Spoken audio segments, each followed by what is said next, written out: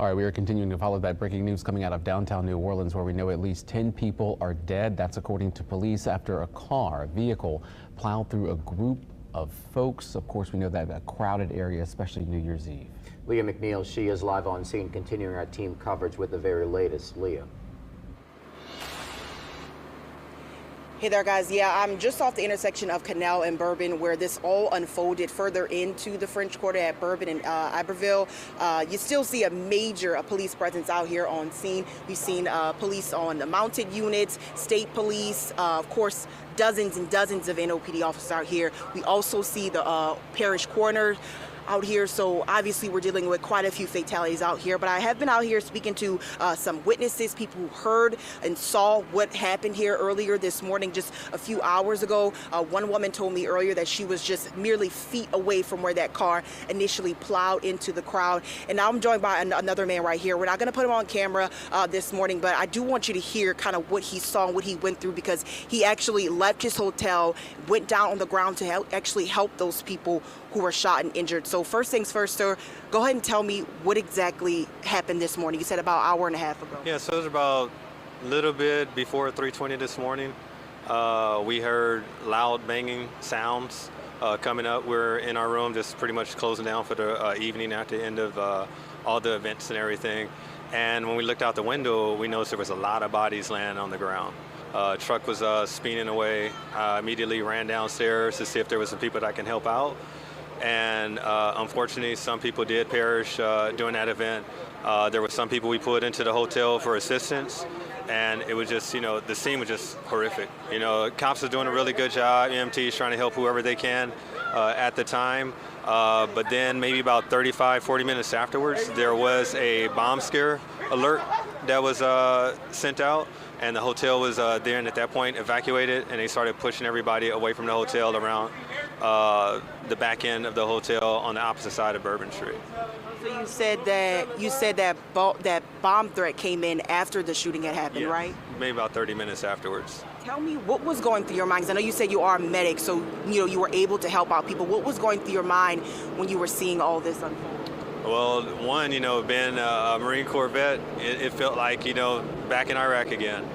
Just jumping right in, just seeing the people and everything laying down, not knowing exactly what to do. So at that moment, I just had to do what I needed to do, just go right back into my training and try to see people that I can actually help, and pretty much trying to triage. There was another gentleman that was there with me. He was a trained medic as well. So between the two of us, we tried to help anybody that we could. And when you're just thinking back about that bomb threat, I know situations like this, you mentioned feeling like you're back in Iraq. I know this can be very triggering for you. When that bomb threat came in, have you heard any other information about that, or did they just say, hey, get out, there's a bomb threat? Yeah, so there was no other information provided, timelines or nothing like that. They just pretty much evacuated the area. Pretty much everything from Bourbon Street, and pushing everybody. They said, go wherever you want to go, but here. So we went door to door, at least on our floor, the 5th floor, started pushing people out. And hotel security was as well helping direct everybody out, and we're just pushing everybody away from the hotels. We thought it was just our hotel specifically, but it turned out to be more than that.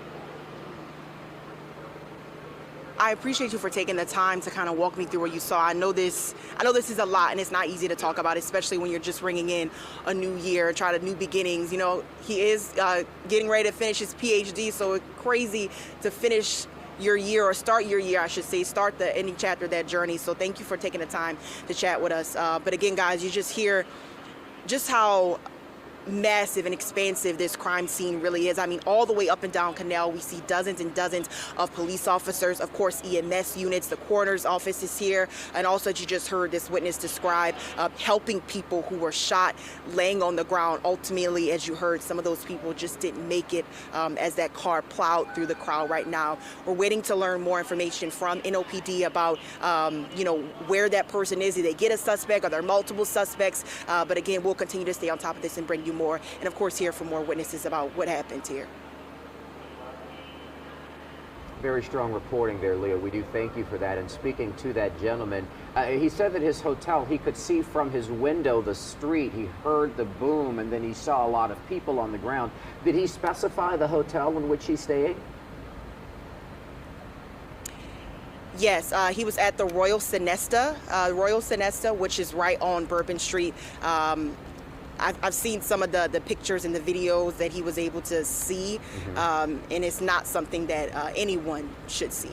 Yeah, most definitely. There are a lot of videos that are beginning to circulate on social media this morning showing the scene, and we are steering clear of that. Leah, thank you for your reporting. We will join Leah again a little later as we're waiting for NOPD to give us a briefing. But again, right now, we can tell you 10 people killed, multiple people, possibly 26 others injured after a vehicle plowed into a group of people there on Bourbon Street. When you hear a veteran talk about what that scene looks like, almost like he's back in Iraq, seeing bodies on the ground, it just shows you the gravity of the situation of this supposed to be celebratory night has just absolutely turned into tragedy and heartbreak in the city of New Orleans.